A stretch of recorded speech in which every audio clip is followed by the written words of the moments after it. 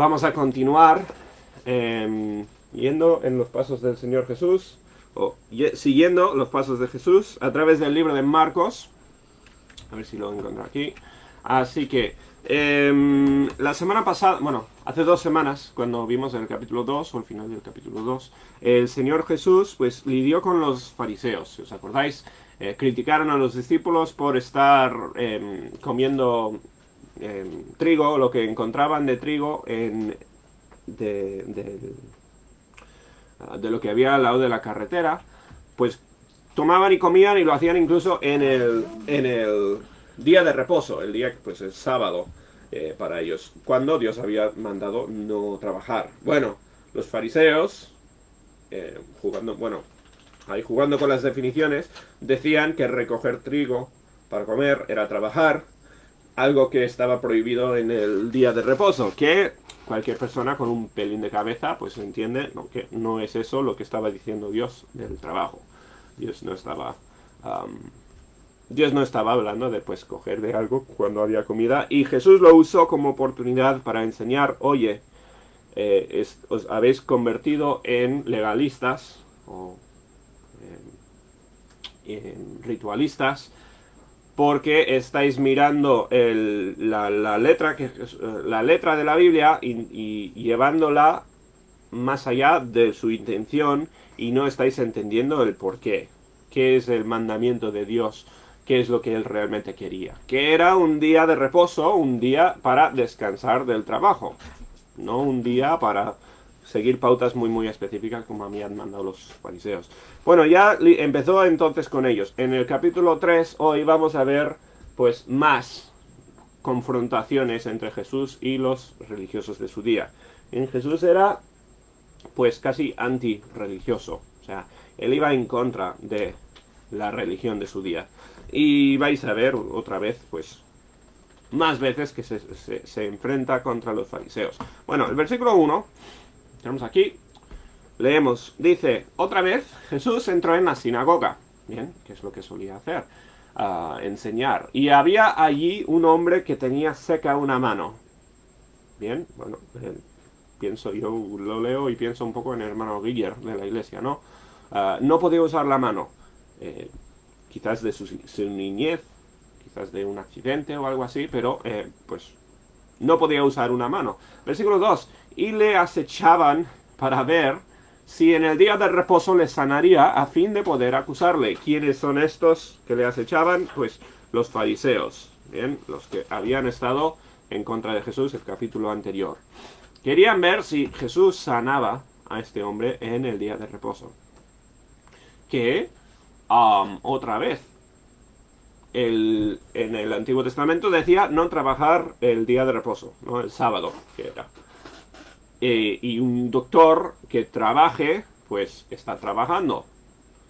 Y si ellos decían, pues si Jesús hace de doctor en este caso, aunque fíjate si Jesús trabajaba como un doctor o no, a ver si le podían acusar de esta forma. Y mira los malos, o sea, en realidad no es que se ofendieran de verdad de algo que hiciera Jesús, sino que estaban esperando, queriendo que Jesús hiciera algo prohibido para pillarle, ¿no? No sé si alguna vez pues ha ocurrido donde pues el hermano menor de la familia pues te está vigilando y queriendo que hagas algo para poder salir corriendo y decirlo a los padres o el amigo o lo que sea, ¿no?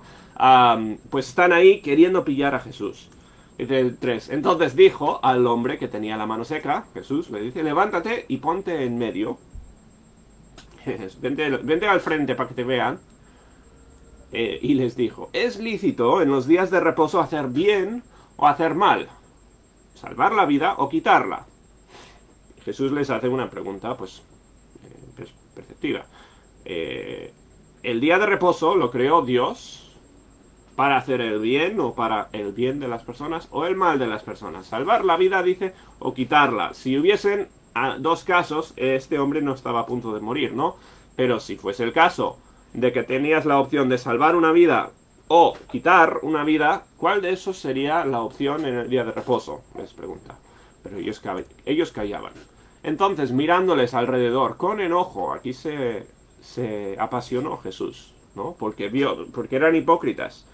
Mirándoles con enojo, entristecido por la dureza de sus corazones, hay aquí pues dos emociones, enfado y tristeza por su estado, su condición personal. Dice al hombre, extiende tu mano. Y él la extendió.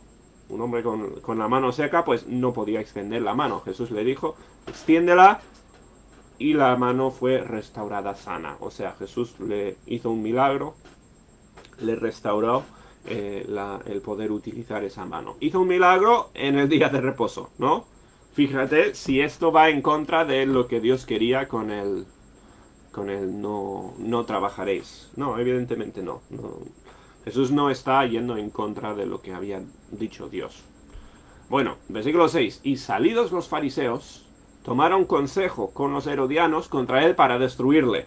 Se les fastidió un poco el plan, porque ellos estaban ahí mirando, mira, aquí viene alguien, está con una mano seca, igual, pues, sabían que Jesús se iba a topar con esta persona y están, pues, preparando la trampa, a ver si le ven y a ver si le pueden acusar.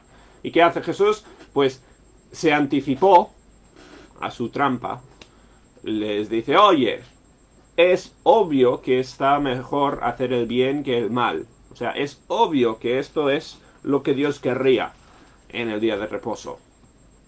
Por lo tanto, no tuvieron ya tierra para acusarle. Salieron entonces, si no podían acusarle, pues ¿qué hacen? Tomaron consejo con los herodianos, otro grupo religioso, que no se llevaban bien, eran dos, se podría decir, dos sectas diferentes, que normalmente se odiaban, pero tenían en común un odio, que era su odio por Jesús. Dice, tomó consejo con los herodianos contra él para destruirle. Fíjate que si ya ya la cosa pues va seria. Quieren destruirle a Jesús de la forma que fuera. ¿Por qué? Porque Jesús simplemente les estaba dejando en apariencia como hipócritas. Estaba dejando que todos vieran su hipocresía. A nadie le gusta eso, evidentemente. Mas Jesús, dice, se retiró al mar con sus discípulos y le siguió gran multitud de Galilea y de Judea, como vimos esta mañana, ¿no? Jesús salía a veces de la ciudad para predicar. Dice que venían de Judea, de Jerusalén, de Idumea, del otro lado del Jordán y de los alrededores de Tiro y de Sidón. Esto abarca todas las regiones ya de Israel. Cuando oyendo cuál grandes cosas hacía, grandes multitudes venían a él. Muy paralelo a lo que vimos esta mañana, ¿no? Pues veían que Jesús hacía señales y le querían seguir por las señales que estaba haciendo. Pobre Leire, estamos cortando la cabeza otra vez. Sí. A ver si esto se queda quieto. Perdona el movimiento en la cámara. Ahí. Aquí está, tan preciosa que mejor que salga su cara entera que solo su cabecita.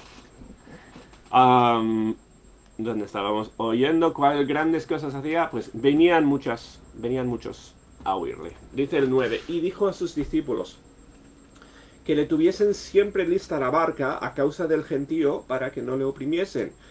Jesús tenía la costumbre ya de, cuando se veía rodeado de gente, pues de enseñar desde un barco, porque no le podían rodear en el agua. No. Bueno, muy sensato. No hay que dar más explicación. Enseñaba desde dentro del agua, dentro del barco, porque así no le podían pues rodear y amontonar y a golpearse. 10. Porque había sanado a muchos, de manera que por tocarle, cuantos tenían plagas, caían sobre él. Y yo me imagino, bien, pues esto ya la gente se pondría incluso peligrosa, bien, golpeando, haciendo mal, intentando acercarse a Jesús en desesperación. Bien, y eso pues evidentemente no era lo que hacía Jesús. Miras a los de la tele que pues supuestamente hacen, o sea, no me gusta ni mencionarlos, ¿no? Pero bueno, que en el nombre del cristianismo pues dicen estar curando a la gente, hacer sanaciones y cosas así. Y se ve que todo está preparado para el espectáculo, ¿no? Todo, las cámaras listas, todo. La idea es que este momento supuesto de curación, que al final es pues es tontería y todo esto, no, pero todo esto es para que lo vean todos, para que sea el espectáculo, para un poco engañar a la gente y atraer a la gente. Jesús no operaba así. Bien, lo de las sanaciones, lo que hacía de ayudar a la gente, era por el bien de la gente, era para demostrar quién era, pero siempre lo importante era su mensaje, lo que él enseñaba, lo que predicaba. Eso era siempre, siempre el énfasis. Y cuando llegaba al punto donde el curar a la gente impedía el mensaje, pues hacía cosas como estas, apartarse para que pudiera enseñar. Porque no era nunca tan importante la sanación física de la gente como la enseñanza que les estaba haciendo. Bueno, 11. Y los espíritus inmundos, al verle, se postraban delante de él y daban voces diciendo, tú eres el Hijo de Dios. Ya vimos en el capítulo anterior algún caso con un espíritu inmundo. Y hablamos un poco de las personas así endemoniadas, ¿no? Una persona, pues, con un espíritu inmundo, que Jesús les sanaba, y el espíritu inmundo hablaba, hacía otra vez, montaba espectáculo. Y no sé exactamente cómo funcionaba todo. Bien, esto pues evidentemente no lo vemos hoy en día, por lo menos aquí en mi experiencia yo no he visto nunca nada parecido y no es típico ahora, ¿no? Pero cuando Jesús curaba a una persona o le eliminaba el espíritu inmundo, el demonio, pues a veces el demonio se ponía a montar espectáculo y decir cosas como tú eres el Hijo de Dios, cosas que son ciertas, pero Jesús siempre les prohibía hablar. No dejaba hablar a los espíritus inmundos. Bien, evidentemente ellos no estaban obrando de parte de Dios, estaban obrando de parte de Satanás. Jesús no les permitía ni abrir la boca. Bien, y vamos a ver un poquito más adelante por qué. Versículo 12. Más, él les reprendía mucho para que no le descubriesen, para que no hablasen acerca de él, los demonios. No quería, pues, ayuda o lo que sea de estos espíritus inmundos. Después, dice, subió al monte y llamó así a los que él quiso y vinieron a él. Otra vez se aparta, ¿bien? Dice, y estableció a 12 para que estuviesen con él y para enviarlos a predicar.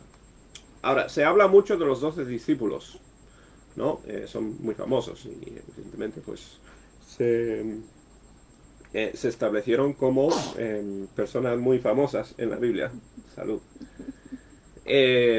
Tenemos a los 12 discípulos y aquí pues va a nombrar a los 12 discípulos cuando Dios les eligió a ellos. Pero es importante recordar que Jesús pasó su ministerio entero haciendo discípulos. Sí, es verdad que estas 12 personas eran las que más cercanas estaban de Jesús, pero todo el ministerio de Jesús era entrenar a personas. Y en otras partes de los evangelios habla de un grupo de 70 personas que le seguían, que eran los más cercanos. Y Jesús pues invirtió mucho de su tiempo en ellos. Y Jesús, cuando murió, no tuvo a grandes multitudes que le seguían. Las multitudes le crucificaron a Jesús. Pero había invertido su tiempo en unas pocas personas que iban a ser los que continuaban el ministerio del Evangelio después de él. Y aquí vamos a ver un poquito el principio del entrenamiento de Jesús, ¿no? El seminario del Señor Jesús con las personas que estaban alrededor suya. Dice, estableció a 12 ¿para qué? Para que estuviesen con él, para que aprendieran y para enviarlos a predicar. Bien, como pues aprender, enseñarles a predicar. En muchos casos pues eran pescadores, eran personas humildes que no habían tenido, me imagino, ninguna experiencia predicando, me imagino, y Jesús les estaba entrenando. Dice, y que tuviesen autoridad, o sea, Jesús les dio autoridad para sanar enfermedades y para echar fuera demonios. Las dos cosas, ¿bien? Otra vez, nosotros en el Nuevo Testamento, bueno, en los tiempos en que vivimos, pues yo no puedo sanar enfermedades, me encantaría. Yo no tengo esa autoridad, ni echar fuera demonios. No vemos a personas endemoniadas así, por lo menos en nuestra cultura, bien, porque en gran parte, pues porque tenemos la Biblia Y la Biblia es lo que demuestra la veracidad de lo que decimos. Yo cuando predico en la iglesia o aquí o hablando con gente, yo no necesito demostrar que lo que digo yo viene de Dios por hacer milagros o cosas así. ¿Por qué no? Porque la Biblia vale por sí mismo. La Biblia vale por sí misma, ¿no? Yo ya no estoy hablando palabras mías, yo estoy intentando hablar la Biblia. Por eso pues leemos la Biblia y predicamos de la Biblia, ¿no? La Biblia tiene su propia autoridad. Por eso no necesitamos pues hacer milagros y señales y cosas así. Eso entiendo yo por lo menos. Ahora si Dios me diese esa habilidad pues la usaría, intentaría usarla para bien, pero no funciona así hoy en día. Pero en los tiempos de Jesús pues sí, no tenían la Biblia. Los discípulos predicaban y demostraban que lo que decían venía de Dios haciendo milagros. Dice el 16, a Simón, aquí va a mencionar los discípulos, a Simón, a quien puso por sobrenombre Pedro, bien, a Jacobo, hijo de Zebedeo, y a Juan, hermano de Jacobo, a quienes apellido Boanerges, esto es, hijos de trueno. Me encantaría conocer a los hijos de trueno, al parecer, pues, se enfadaban mucho, eran personas con carácter. 18, a Andrés, Felipe, Bartolomé, Mateo, Tomás, Jacobo, hijo de Alfeo, Tadeo, Simón el cananista, y a Judas Iscariote, el que le entregó, o el que el que le entregó en manos de los fariseos después, ¿no? Le traicionó. Dice, encomendó a estas personas y dice, y vinieron a casa. Lo que Jesús hizo fue escogerles y llamarles ya sus 12 discípulos principales, seleccionarles como un grupo y decirles, pues vosotros vais a encargaros de una tarea muy muy importante.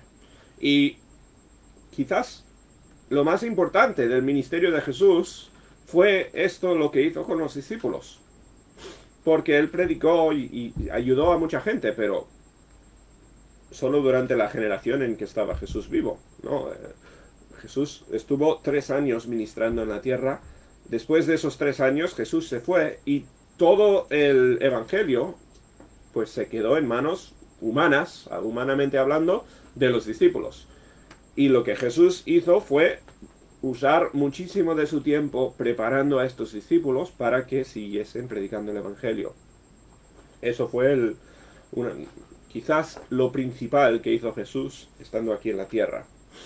No se habla mucho del ministerio de discipulado de Jesús, pero eso fue gran parte de su trabajo, gran parte de lo que hizo, preparar a discípulos para que predicasen. ¿Bien?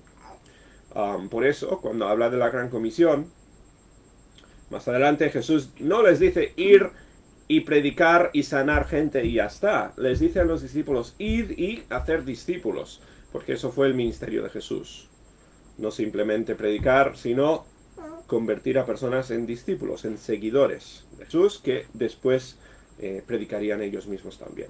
Bueno, versículo 20, dice, y se agolpó de nuevo la gente, de modo que ellos ni aún podían comer pan.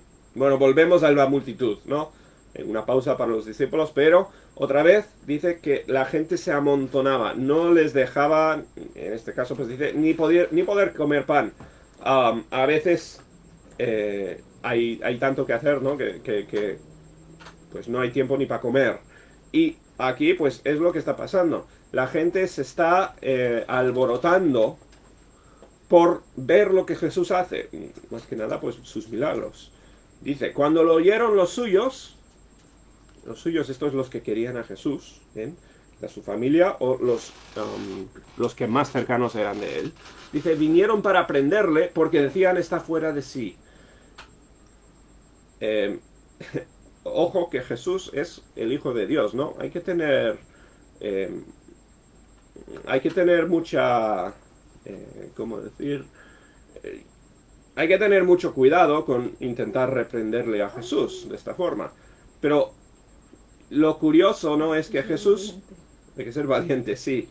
Pero a mí me parece curioso que Jesús estaba yendo, al parecer, por lo que veían los demás, más allá de lo correcto, más allá de sus límites. para servir a la gente. Evidentemente no fue más allá de sus límites. No hizo Jesús ningún mal. Y ellos se equivocaban para reprenderle a Jesús. Bien, Jesús es hijo de Dios, no lo hizo mal. Pero parecía que sí a los de a su alrededor. Esto me dice que Jesús era muy sacrificado. Estaba yendo a extremos para ayudar a otras personas, para servir en el ministerio. Extremos que parecían a los de su alrededor no sanos incluso. Decían, está fuera de sí, que no es, que decían que Jesús era loco.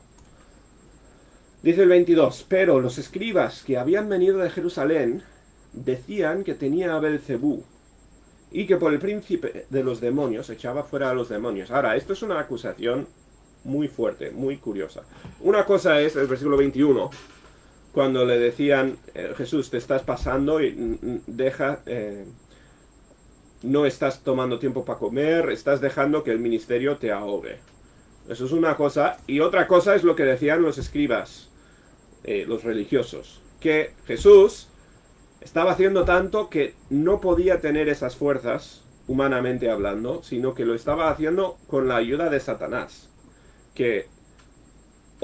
Fíjate que Jesús estaba haciendo únicamente el bien. Las personas a su alrededor endemoniadas maldecían, pecaban, ¿no? Los endemoniados siempre estaban entregados al pecado y demostraban, pues, el carácter de un demonio en sus vidas. Jesús no hacía eso. Jesús estaba haciendo únicamente el bien, sirviendo a la gente, ayudando, predicando y curando, sanando a la gente. Pero le acusan de estar haciendo más de lo que hay, más de la capacidad humana. Es muy interesante porque otra vez Jesús estaba haciendo más de lo que parecía posible. Tenía fuerzas más allá de lo que debería tener una persona.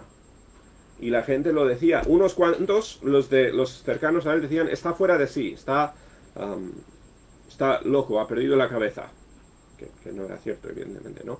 Pero los enemigos que decían que lo que está haciendo no lo puede hacer una persona, lo está haciendo a través de Satanás. O sea, Satanás le está dando poder, autoridad para hacer las cosas que está haciendo. Una acusación precipitada, pero además yo creo que muy calculada, porque todas las acciones de Jesús no coincidían con los demonios. Los escribas están intentando descreditar a Jesús, yo creo, pues, como se dice, cínicamente, haciéndolo sabiendo que no era cierto, intentando utilizar, pues, un argumento más para que la gente no le siga. Fijaos cómo responde Jesús entonces, cómo responde a esta crítica. Porque, otra vez, lo que está pasando aquí es que Jesús está haciendo, pues, lo que parece inhumano. Está haciendo más allá de lo que parece razonable para una persona.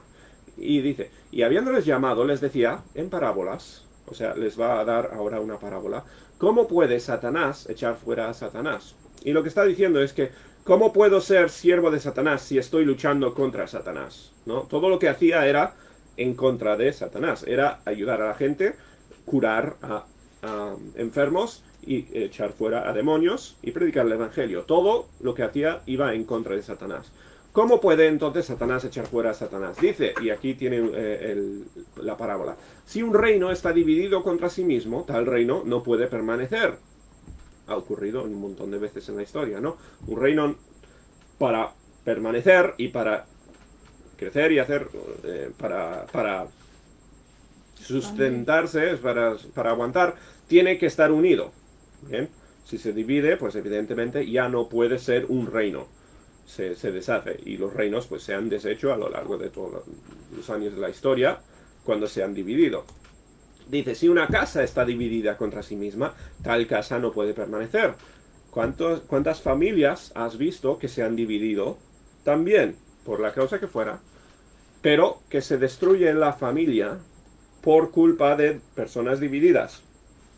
Cada vez que hay un divorcio, cada vez que hay hermanos y hermanas que se odian y pues quizás por una herencia o algo así se dividen, pues no permanece la familia, se rompe la familia.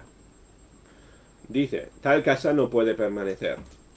Y si Satanás, dice, se levanta contra sí mismo y se divide, no puede permanecer, sino que ha llegado su fin. Lo mismo, evidentemente, Satanás no puede estar luchando contra sí mismo. Lo que está diciendo Jesús es que todo lo que estoy haciendo va en contra de Satanás. Estoy actuando en contra de la meta de Satanás. La meta de Satanás es apartar a las personas de Dios. La meta de Dios es estar cerca de las personas. La meta de Satanás es apartar a las personas de Dios. Y Jesús estaba haciendo todo en contrario a lo que era la meta de Satanás. Y les dice, vuestra acusación no vale por sí misma. ¿Por qué? Porque todo lo que estoy haciendo es luchar contra Satanás. Y mis obras demuestran que no, o sea, Satanás no puede luchar contra sí mismo. Dice el 27, ninguno puede, y aquí otra ilustración, ninguno puede entrar en la casa de un hombre fuerte y saquear sus bienes si antes no le ata. Entonces podrá saquear su casa. La idea, no puedes luchar contra una persona, o sea, no puedes luchar contra una persona fuerte sin primero inmovilizar, o sea, sin primero derrotar a esa persona. Un ladrón, si entra a una casa y es más fuerte o más violente o puede amenazar, ¿no?, a la persona que esté en esa casa, la persona en la casa no se puede defender ante esa persona, el ladrón puede ir y hacer lo que él quiera. En los días modernos, ¿no?, si tiene una pistola, pues el ladrón puede ya hacer lo que él quiera, porque es más fuerte, ¿no? Porque es más fuerte porque tiene una pistola. Pero si entra en la casa de un hombre más fuerte que él, pues no puede robar las cosas, ¿no? Primero tiene que, pues dice aquí, atar a la persona, ¿bien? Estamos hablando en tiempos, evidentemente, de antes, así que igual, pues, atraparle mientras duerme o algo así, atarle, inmovilizarle, y entonces podrá saquear su casa, ¿no? Está poniendo la ilustración, no está dando consejos para robar casas aquí Jesús, ¿no? Está poniendo la ilustración. No puedes luchar contra algo si hay una persona más fuerte que tú entre tú y esa persona. ¿Bien? ¿Por qué lo dice? De cierto os digo que todos los pecados serán perdonados a los hijos de los hombres y las blasfemias cualquiera que sean, pero cualquiera que blasfeme contra el Espíritu Santo no tiene jamás perdón, sino que es reo de juicio eterno. Ahora, este pasaje, bueno, Jesús le hicieron una acusación muy fuerte a Jesús. Jesús responde con unas parábolas y deja caer esta enseñanza, que es de las cosas más duras que dijo Jesús en todo su ministerio. La idea de que una persona que blasfeme contra el Espíritu Santo no puede ser perdonado, no tendrá nunca perdón. Eso es fuertísimo, es una cosa extremadamente fuerte, ¿bien? Y muy trágicamente se ha cogido este versículo para decir un montón de tonterías, hablando de pecados imperdonables, ¿bien? Si fuera pues, el que dijera a alguien que que suicidarse es imperdonable, o que hacer tal cosa es pecado imperdonable, pues las personas han usado este versículo o esta cosa que dijo Jesús para enseñar un montón de mentiras, la verdad, y muy tristes. ¿Qué es lo que está diciendo aquí Jesús? Hay que ir al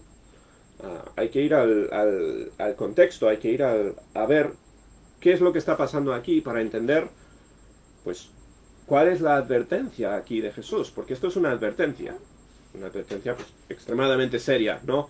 Que no puede ser perdonado por tal pecado. La acusación de los fariseos contra Jesús, ¿qué era? Jesús está haciendo más de lo que es humanamente posible. Está haciendo cosas, milagros, en su caso, pues está haciendo cosas que no pueden ser hechas. Por lo tanto, decían los escribas, tiene ayuda. Tiene un espíritu que le está ayudando a hacer más allá de lo que es capacidad humana. Bien. Y es verdad, ¿no? Jesús tenía un espíritu que le permitía hacer más allá de las capacidades humanas.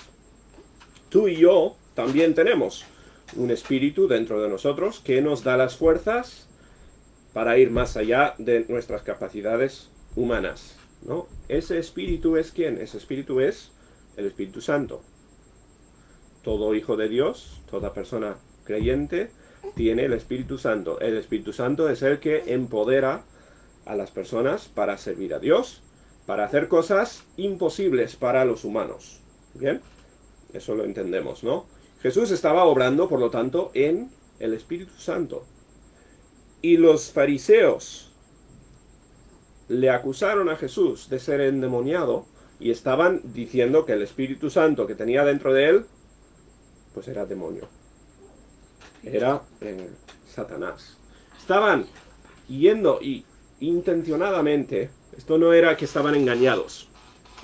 Y yo a veces, cuando gente me ha preguntado de este versículo, digo, no puedes hacer esto inconscientemente. Bueno, yo estoy convencido que no.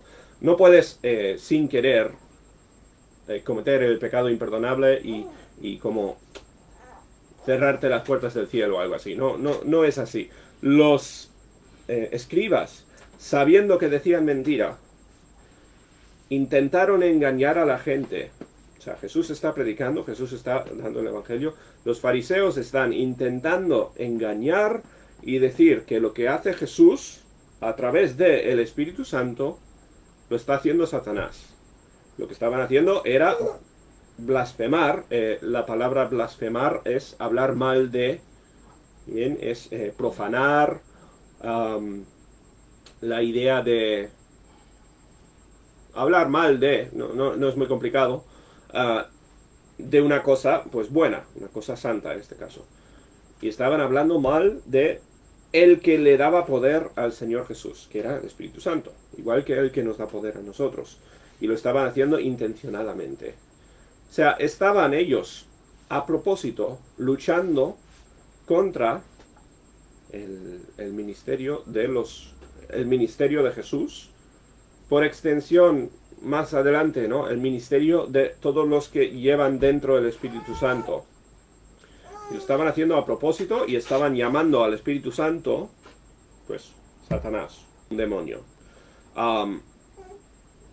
Jesús les dijo entonces, cualquiera que haga esto no va a tener perdón.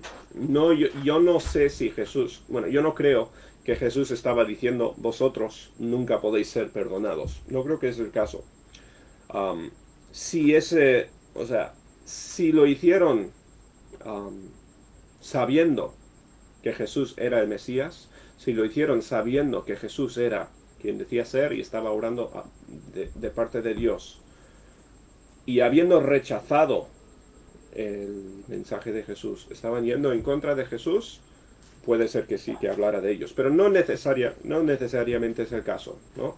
Jesús está hablando de los que ven la obra del Espíritu Santo, y la obra del Espíritu Santo es muy, se ve mucho, ¿no? Cada cristiano que esté haciendo la voluntad de Dios está obrando con el poder del Espíritu Santo. Bien, a esto estoy llegando. El Hijo de Dios, que tiene dentro al Espíritu Santo, todo lo que hace para Dios, todo lo que hace que es el plan de Dios, es a través de ese Espíritu Santo. Y el que sepa lo que está haciendo el cristiano, sepa que es salvo, o sea, y sepa que está obrando de parte de Dios, y lucha contra esto, lo que significa eso es que ha rechazado al Espíritu Santo, ha rechazado lo que sabe con evidencia que es verdad, y al final ha cerrado por su cuenta la puerta al cielo, porque ha rechazado la obra del Espíritu Santo. Bien, la blasfemia contra el Espíritu Santo es decir lo que está haciendo Dios, lo está haciendo Satanás. Es llamar la obra de Dios obra del diablo. Y hacerlo a propósito y con malicia. ¿Qué es lo que estaban haciendo? Bueno, es lo que parece que están haciendo los escribas. Por lo menos Jesús estaba advirtiendo acerca de esto. Esto ocurrió a lo largo de la vida de Jesús, ¿no? Cuando le acusaron de hacer milagros y por el poder de Satanás, pues estaban por lo menos acercándose a este pecado de blasfemar contra el Espíritu Santo. Y Jesús dijo, el castigo por eso es extremadamente severo. Ahora, como digo, cada vez que se menciona el pecado imperdonable, y se ha mal utilizado muchísimo este concepto que habla Jesús del pecado imperdonable, ¿no? Mucha gente pues después va y algunos pues me han dicho, ¿no? ¿Y qué pasa si yo he hecho este pecado imperdonable? ¿Qué pasa si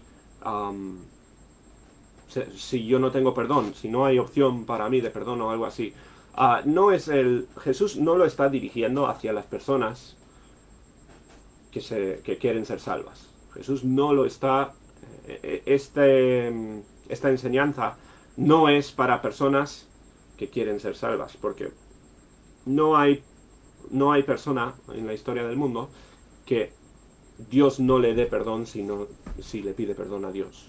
Dios perdona a todo aquel que le pide perdón. No hay un pecado demasiado grande para que perdone Dios ni nada de eso, ¿no? Eso va muy claramente en contra del carácter de Dios.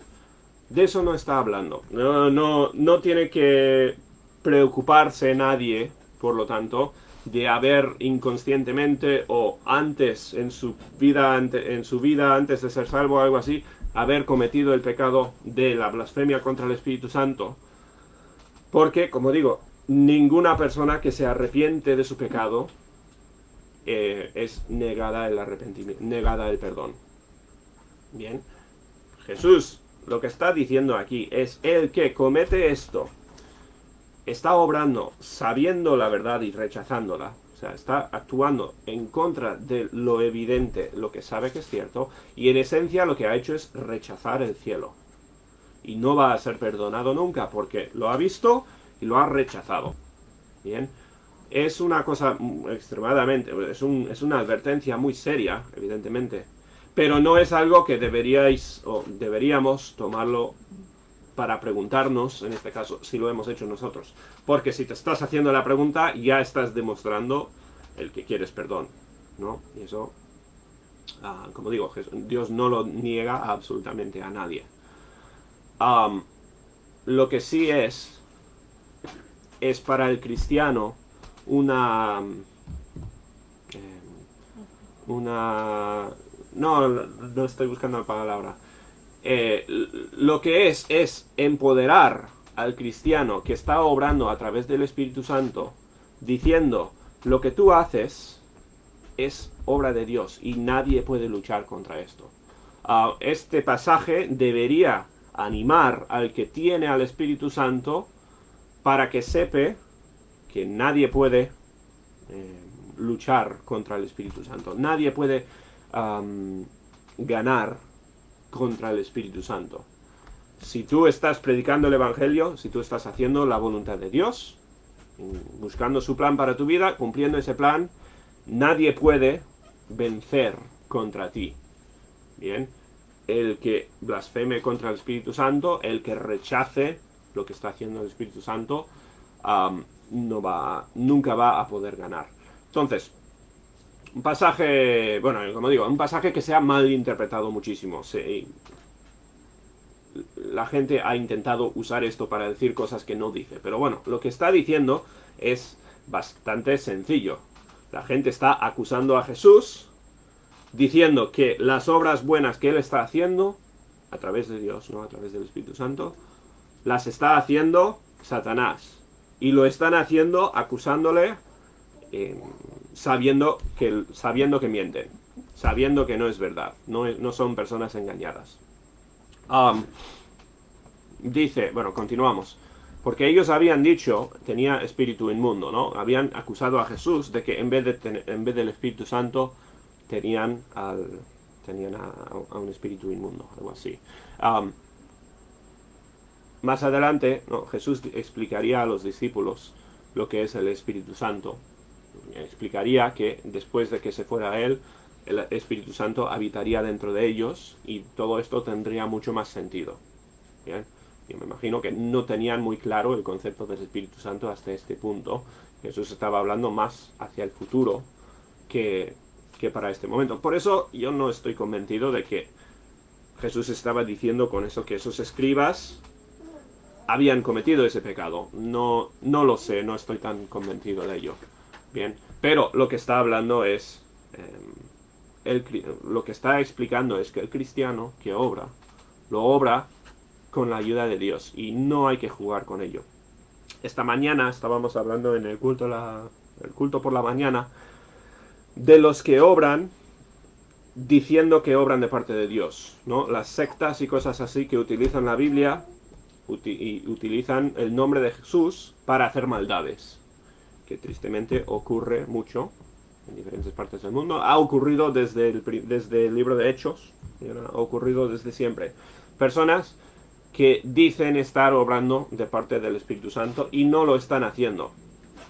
Bien, yo creo que es un tema relacionado a este. Bien, están intercambiando la obra del Espíritu por la obra de Satanás, la obra del diablo. Están engañando a la gente. No son engañados ellos, no están equivocados estas personas, sino que sabiendo la verdad están engañando a la gente. Y es posible, yo creo, que los que hacen tal cosa, hacen pecados así, sean de las personas que Jesús está hablando aquí, que no tendrán perdón jamás. Puede ser, pero eso ya es un poco más especulación, no estoy seguro. Porque no es exactamente de lo que estaba hablando aquí Jesús. Bueno, vamos a continuar. Bien, después si he dejado dudas, pues hablar conmigo y podemos intentar resolver dudas. Yo no quiero dejar a la gente más confundida después de escuchar mi explicación que antes. Pero espero que haya dejado más o menos claro de lo que estaba hablando aquí Jesús. Bien, los fariseos estaban cambiando la obra del Espíritu Santo por la obra de un demonio. Y era, pues, evidentemente, de lo más serio, el pecado más serio que hay. Bueno, continuamos, ¿no? Versículo 31. Si os acordáis, hace poco, o sea, poco antes, dijo que los cercanos a Jesús vinieron y pensaban que estaba loco. ¿Por qué? Porque está siendo tan generoso, está haciendo tanto para servir a los demás, que dicen que ni siquiera está comiendo, se va a matar del esfuerzo que está haciendo. Bueno, vienen después y dice, quedándose afuera, enviaron a llamarle. Bien, viéndolo en contexto, que están haciendo, diciéndole, deja el ministerio, descansa, tómate unas vacaciones, deja de hacerlo para quedar con nosotros. Bien, esto dentro de su contexto se entiende. Y dice, y la gente que estaba sentada alrededor de él le dijo, tu madre y tus hermanos están fuera y te buscan. Bien, evidentemente Jesús está predicando y le están, Jesús lo ve como una interrupción. Su familia le dice, espera, descansa un poco, deja de hacer tanto y ven y quédate con nosotros. Dice, tu madre y tus hermanos están fuera y te buscan. ¿Qué dice Jesús? Él les respondió diciendo, ¿quién es? ¿Quién es mi madre y mis hermanos? Leire se está riendo. Dice, y mirando a los que estaban sentados alrededor de él, dijo, he aquí mi madre y mis hermanos. Jesús, y vamos a terminar aquí, ¿no? Esto creo que es el final del capítulo. No, queda un versículo más. Pero bueno, ¿qué es lo que está pasando aquí? Continúa, seguimos, va con el contexto de antes, o sea, todo esto va unido. Su familia le está diciendo, oye, tranquilo, no hagas tanto, descansa, vente con nosotros un rato. Y Jesús les está diciendo a los de a su alrededor, oye, lo que estoy haciendo ahora mismo, esto es lo más importante. Yo estoy entre mi familia. Dice, vosotros, los que me están escuchando, he aquí mi madre y mis hermanos. Dice, porque todo aquel que hace la voluntad de Dios, ese es mi hermano y mi hermana y mi madre. O sea, se convierten en mi familia. Bien, esto habla de lo que es la familia de la fe, la familia de los cristianos. Muchos, yo doy gracias que no, yo doy gracias que me crié en un hogar con padres y hermanos que creen en Dios, pero muchísimos no, ¿no? Muchos han sido salvos y han abandonado sus familias o han sido echados fuera o rechazados por sus familias y han tenido que cambiar su familia física por su familia espiritual. Muchos han tenido que hacer eso y es algo muy, muy difícil, me imagino, ¿no? No es algo por lo cual he pasado yo. Pero Jesús está diciendo, la familia de la fe, los hermanos de la fe, son tu verdadera familia, son incluso más importantes que tu familia física. Especialmente en el caso donde tienes familia que rechaza a Dios, ¿no? Evidentemente no es que tiene que dejar de importarte la familia, no está diciendo eso Jesús, ¿no? Pero los de la comunidad de la fe, los que son hermanos en Cristo, esos son vínculos más fuertes incluso que los vínculos con tu familia de sangre. Bien, que en esta cultura, si comparamos la cultura aquí en España con la de América, bien, la familia es muy, muy unida. La familia es muy importante, no siempre unida. A veces pues hay estas divisiones en la familia, ¿no? Pero la familia es muy, muy importante. Y hay muchas personas que no se unen a la familia de Dios, no se unen a la iglesia por amor a su familia física. O sea, quizás esta cultura demuestra este peligro más que algunos otros. Porque yo he conocido muchos, ¿no? Que dicen, me gustaría estar más involucrado en la iglesia, me gustaría seguir a Dios, pero no quiero perder la familia, no quiero que me rechace la familia. Y Jesús está diciendo aquí las prioridades. La prioridad es lo espiritual, la prioridad es el Evangelio. La iglesia es más importante que la familia. No es minimizar la importancia de la familia, para nada. La familia es pues extremadamente importante. Son vínculos muy muy fuertes y especialmente, ¿no? Si los de tu familia son también cristianos, pues no podría ser más fuerte ese vínculo. Pero Jesús está diciendo mi prioridad, y por eso pues pasaba tiempo en el ministerio en vez de tanto tiempo con su familia. Bien, y hay gente que en el nombre de Dios pues igual dedican demasiado tiempo a las cosas del ministerio, a ministerios en minúscula, a cosas que están ahí intentando hacer para Dios a expensas de su familia, y eso es un pecado. O sea, hay gente que peca al hacer demasiado por la iglesia y no suficiente por su familia, creo yo por lo menos, especialmente hablando de un matrimonio y de hijos y lo que es una familia inmediata. Pero de eso no está hablando aquí Jesús, ¿no? Jesús está diciendo la prioridad debería ser la familia de la fe. Y así es. No minimiza para nada la familia física. No es quitar de la importancia de la familia física. Sigue siendo muy, muy importante eso. Pero es incluso más importante lo que es servir a Dios. Y fijaos, ¿no? Para terminar, Jesús está sirviendo y recibe ataques, por decirlo así, de dos extremos muy distintos. Jesús está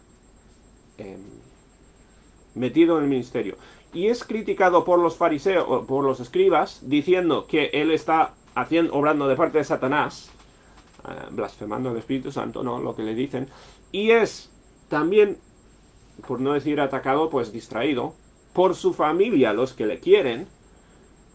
Antes vimos los que le decían estás loco, y ahora pues vemos a su familia intentando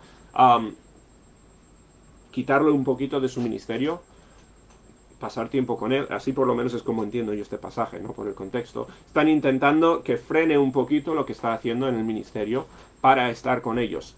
Y los dos son ataques. Los dos son problemas si te quitan de lo que es el plan de Dios para tu vida. Bien, ya he mencionado, ¿no? Hay que tener un balance, hay que hacer lo correcto. No es está mal el abandonar tus responsabilidades de familia. No puedes hacer eso y decir que estás sirviendo a Cristo, porque el plan de Dios es cuidar de tu familia y es mantener la relación de tu familia. Y han habido muchos que han pues destrozado sus familias porque según ellos estaban haciendo cosas para Dios, ¿no? Pero no es el caso, porque Dios no quiere nunca que destroces tu familia. Eso está mal. Pero Jesús recibió ataques o críticas de muchísimas partes y dejó siempre lo primero, lo más importante. Lo más importante para él fue siempre la voluntad de su Padre, ¿no? La voluntad de Dios, predicar, sanar, curar, hacer todo lo que estaba haciendo por Dios. Eso era su ministerio importante. ¿Pasó tiempo con su familia? Pues sí, claro. No rechazó a su familia. Pero no era tan importante. No era tan importante como lo que tenía que hacer para servir a Dios. Igual mencionar, ¿no? Jesús no estaba casado, Jesús no tenía hijos. No estamos hablando de la relación entre marido y mujer, padre o madre y niños aquí. Eso no es la relación en que estamos hablando en este caso, ¿no? Este contexto son hermanos y madre, que es otro tipo de familia, y esa es la comparación en este caso. O sea, para que no hayan malos entendidos, ¿no? No es decir que la iglesia es más importante que la familia, en el sentido de que deberías perjudicar a uno para servir al otro. Pero bueno, yo creo que se entiende eso. Pues vamos a terminar entonces. Ya suficiente para hoy en el libro de Marcos. Hemos terminado el capítulo 3. Continuaremos, si Dios quiere, la semana que viene con el capítulo 4, con más cosas muy interesantes que está haciendo Jesús. Y bueno, que ahí lo vamos a terminar. Que Dios os bendiga. Voy a orar, que Dios nos ayude esta semana a servirle a Él, y así concluimos el culto. Nuestro Padre, te damos tantas gracias por tu amor, gracias por esta porción de la Biblia, Señor, y la enseñanza de Jesús en cuanto a la prioridad del servicio a Dios. Pido que ayudes a cada hermano pues que esté aquí conectado por internet. Ayúdales a hacer lo correcto. Señor, pido que tu palabra ilumine y nos enseñe cómo vivir. Y si no he explicado yo bien algún versículo, Señor, pido que tu Espíritu Santo corrija y ayude a entender lo que tú quieres que nosotros hagamos. Enséñanos tu voluntad, ayúdanos a cumplirla. Te lo pedimos todo en el nombre del Señor Jesús. Amén.